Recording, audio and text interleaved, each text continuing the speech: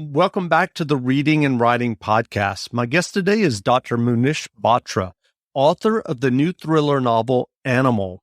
Dr. Batra, welcome to the podcast.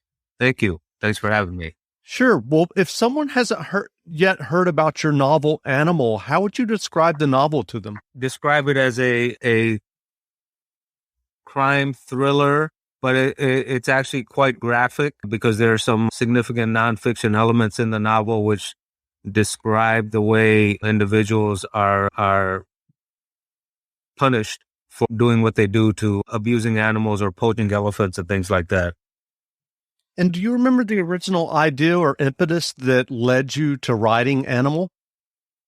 So the original idea came to me when I was on one of my trips to China. I'm a plastic and reconstructive surgeon, and I go overseas quite a bit to do volunteer work. And I was in one of the backstreet marketplaces in Shanghai.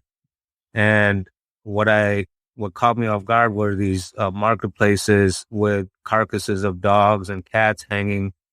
And it was left an imprint on me because, I have a pet dog at home, and I realized how something like that was and how inhumane it was. And that really started the genesis of thinking about how, or if there was a way or a vigilante or somebody out there who would be willing to protect these sentient creatures. And so what was the writing process for you in writing Animal?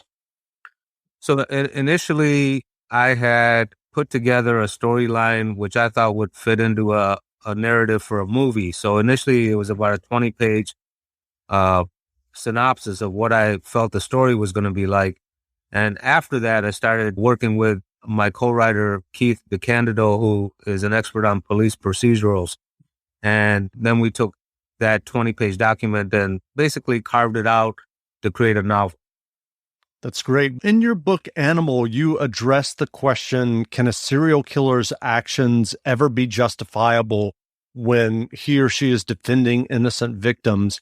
I'm curious, how did you tackle this kind of ethical question in your novel? I think I see animals, dogs, cats, elephants as sentient beings. That's part of my Buddhist Hindu upbringing. And I felt that a lot of people probably feel the same way. Animal activism is quite active in the world because we're killing a lot of these creatures. People are poaching elephants for ivory, just being inhumane. And these animals have consciousness like we do. If you look into how a dog greets you at your doorstep, you realize they have consciousness. And my whole idea was, shouldn't somebody be out there raising awareness of these atrocities that we're doing to these creatures? So now that you have written Animal, do you have plans to write other novels? So I'm currently working on a novel called Pigman, and Pigman is so the genres I work in are what I would call dystopian medical thrillers. And Pigman's about our embracing the genetic editing with CRISPR technology and how that can go awry and lead to horrible consequences that we can't see right now because everyone's embracing this technology as something that's going to change the world for the better, but there's always untoward consequences we don't see. That's very true. And did you say a dystopian medical thriller? Yeah. That sounds like a great genre. I think you have a lot of success with that. Yeah. So you said that you're a reconstructive surgeon. Do you have other ideas for other medical thrillers? Excited for a road trip? Start it off right with auto coverage from American Family Insurance.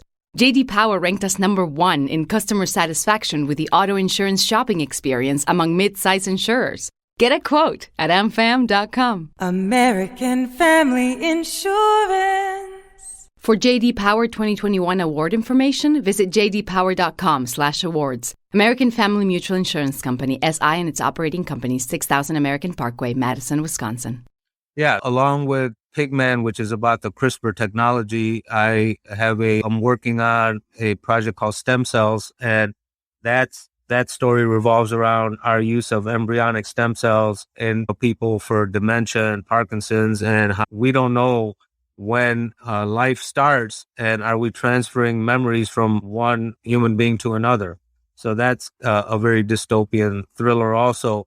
And as for reconstructive surgery, I think a lot of that went into animal because some of the punishment that took place are things that I've done in my own career as a surgeon, not punishing people, but taking a face apart or taking skin off another person for therapeutic reasons. Those are things that are incorporated into the novel. That's interesting. You mentioned originally that you wrote this as a short film treatment. Is there film interest in Animal? Yeah, in fact, there's a writer-director right now who is utilizing the book to make it into a script for a movie. That sounds good. I wanted to circle back a moment. You were talking about the treatment of animals and how you address that in your book, Animal. I'm just curious, are you a vegetarian or vegan yourself? I'm a pescatarian, so I don't eat meat, but I'll eat fish. I'll be honest with you. My son is a vegetarian and he has been pushing me to give up fish. And I have to tell you that it might be easier for him at his age than me at my age, but I'm pushing for that now.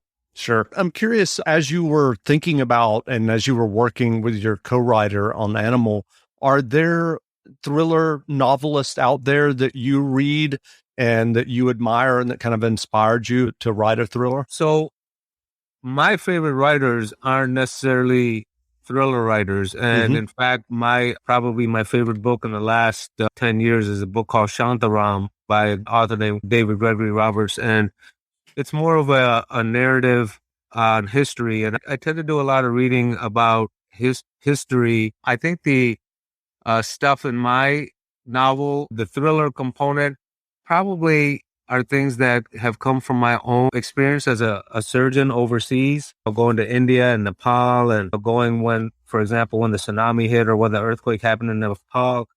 Those are elements that I can bring into my book in a nonfiction way. And so I haven't really studied that genre very much, whereas I read more historical stuff. Sure. So what kind of volunteer work do you do? Can you tell us a little bit about that when you go overseas? Yeah, so a lot of my work is spent taking care of kids with congenital birth defects, whether it's, craniofacial defects like cleft lips or deformities of the face and hands.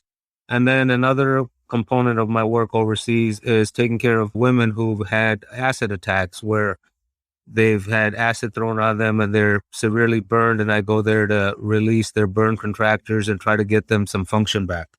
Wow. Where can people find you online if they'd like to learn more about you and your thriller novel, Animal? So, me personally, you can find me online at Coastal Plastic Surgeon, which is based in San Diego. That tells a little bit about my practice, but the novel and is actually sold on Amazon. It's gotten some great reviews. And another part where they can look up some about my charitable work is something called DOCS, which stands for Doctors Offering Charitable Services.